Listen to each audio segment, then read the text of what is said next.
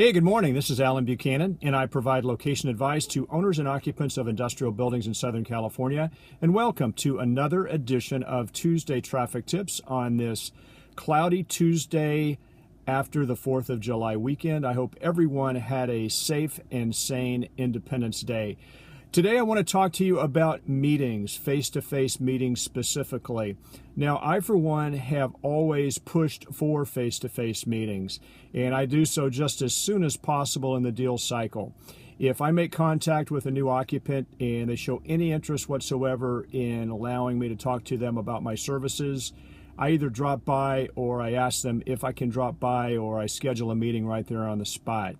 I'm a guy who likes to attend building tours because I believe that you can learn so much from a building tour. I always like to meet with an occupant prior to representing them so that I get a good sense of their operation. But it occurred to me over the weekend that sometimes face-to-face meetings can actually be inefficient. And so how do we make our face-to-face meetings a bit more efficient?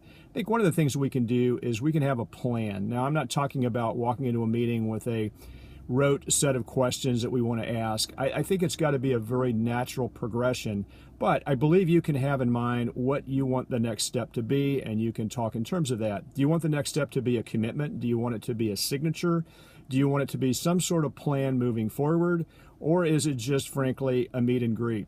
I think the other thing that you can do is you can have in mind what you'd like to learn about the client. In other words, would you like to learn things personally about him? Would you like to learn where he lives, kids, succession planning, what have you?